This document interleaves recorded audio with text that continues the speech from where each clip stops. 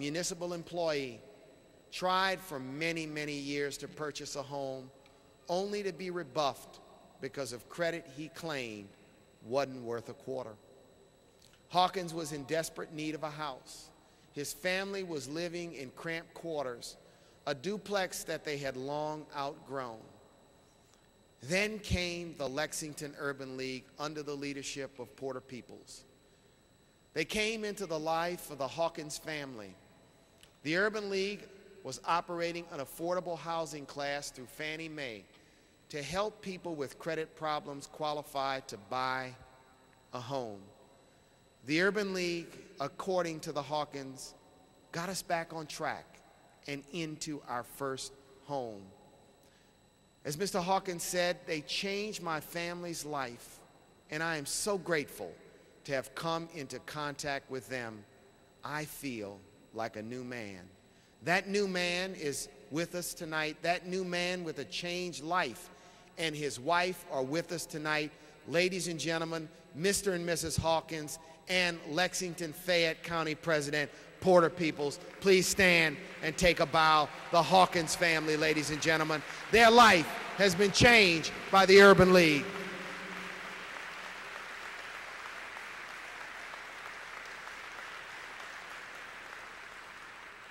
And if somebody still wants to know what the Urban League does, you can ask Don Rogers Coleman from right here in Detroit.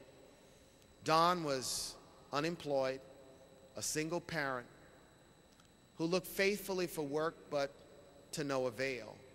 Then one day, Don came across a flyer promoting the Detroit Urban League's digital campus, and more specifically, computer classes being held at their Family Development Center.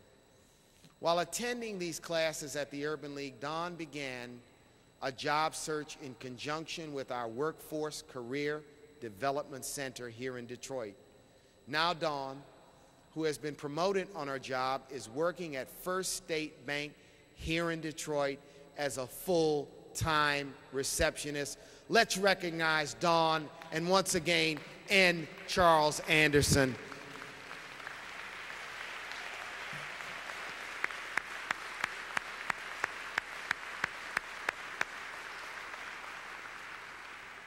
Now, my friends, when people ask us what we do, we must tell the stories of the people we serve.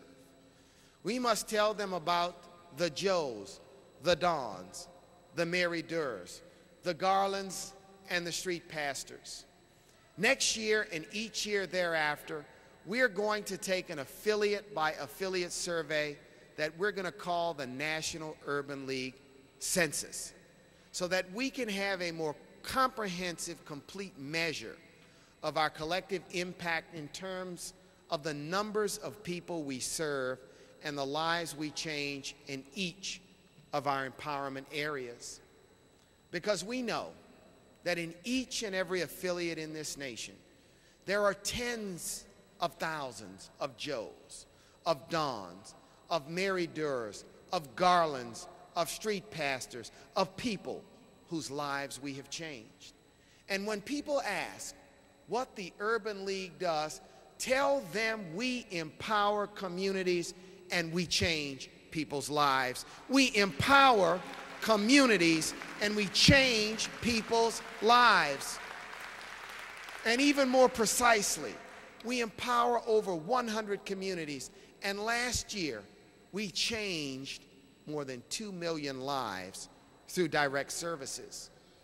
And we served over 700,000 children through early childhood education, Head Start, after-school programs, mentoring programs, and scholarship programs. And if this movement collectively were a school district, we would serve more children than every school district in this country, with the exception of New York and Los Angeles. When they ask us what we do, tell them we empower communities and we change the lives of children, 700,000 strong in 100 communities across this nation. All across this nation each year, no one connects more people to jobs than the Urban League, and we connect people to housing. In 2003, our Urban League affiliates connected 25,000 people to jobs. Now that's more seats and more people than you could fit into Madison Square Garden, the Staples Center in Los Angeles, or the Joe Louis Arena right here in Detroit at one time. That is a lot of people to find jobs for. And all across this movement, we connect people to jobs and skills training opportunities. In 2003, we prepared 26,000 people for both blue-collar jobs and white-collar jobs. And we train men, we train women, we train the young, we train the old, we train people of all colors, all dispositions, all philosophies. We empower communities, and we change people's lives. And we must renew, as we do this, our advocacy voice. Our voice must be heard more frequently in ways designed to impact the public policy debate. Our voice is needed on Capitol Hill. It's needed in state capitals. It's needed in city halls. It's needed at school board meetings. It's needed in the boardrooms. We must be active at the local level in being intelligent, thoughtful advocates, because that is what carrying the mantle of Whitney Young means. That is what following the powerful voice of Vernon Jordan means in the 21st century. Advocacy means demanding, cajoling, convincing. It means negotiating as we promote inclusion and a level playing field in every facet of American life. And we must, in the 21st century, pay more attention to training the leaders of tomorrow. This is a vision that I hope you'll share for our YPs and our Whitney Young Centers for Urban Leadership. We must train the future CEOs, the future mayors, the future school principals, the future affiliate CEOs.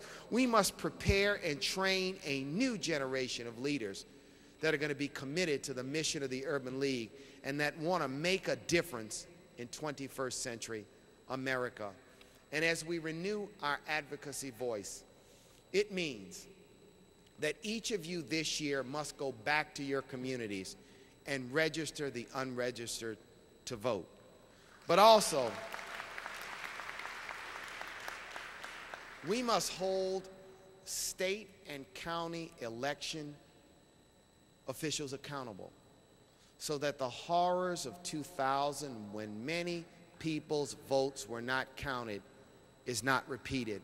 An effective, reliable election system is the hallmark of democracy, and I'm counting on you to be public watchdogs at the local level. On Saturday, we will hold a Unity 04 hip-hop voter empowerment rally and voter registration drive right here at Cobo Center to encourage people, yes, young, but also people of all ages, to register and vote. And as we renew the Urban League, you will see throughout this conference the refreshed symbol, an updated version of our venerable emblem. This refreshed look is an emblem that respects the legacy of the past, but it reflects our bolder, action-oriented 21st century movement. The new tagline we are test marketing, empowering communities, changing lives, reinforces the work we do every day across this nation. And renewal, the renewal that I'm talking about demands a laser-like focus on economics. The great scholar W.E.B. Du Bois identified the color line as the great challenge of the 20th century. Urban League friends, I say that the economic gap between blacks and whites, rich and poor, the haves, the have-nots, and the have-mores is the American challenge of the 21st century. As we renew, As we renew the Urban League, we must reclaim our historic role as the economic voice